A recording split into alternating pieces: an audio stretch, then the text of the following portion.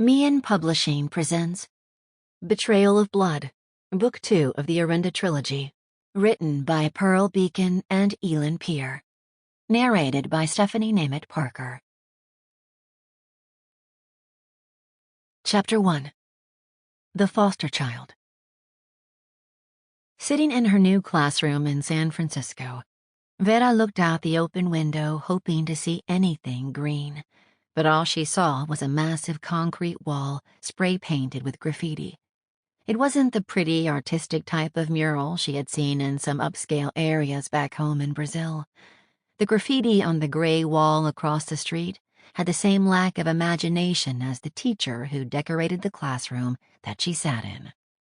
It reminded her of how little effort she put into decorating the different rooms she had stayed in since she arrived in the U.S. There was no point, really. She never stayed with any foster family long enough to truly settle in. It wasn't because she was a mean girl or had an attitude problem that no one wanted her. She just had some attachment issues, which meant she was difficult to get through to.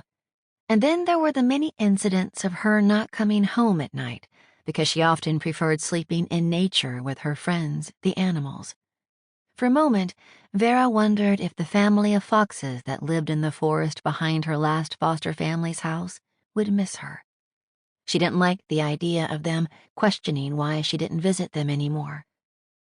With no new foster family in sight, Vera had moved back to the group home on Brooks Street. She hated it there, and last night she had considered running away. Vera figured that the teacher who had this classroom felt the same way. Teaching at this crappy school probably wasn't a dream job for any teacher. The honking cars outside gave her a headache, and once again reminded Vera of how much she hated the city.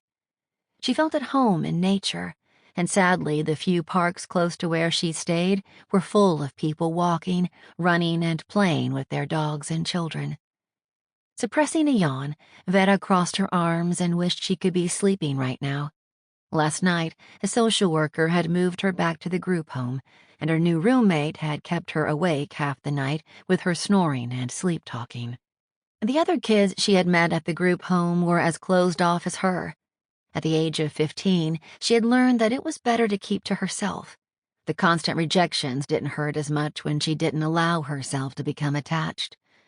One of the psychologists Vera talked to on a regular basis had told her it's difficult for a person to love themselves when not even their parents loved them.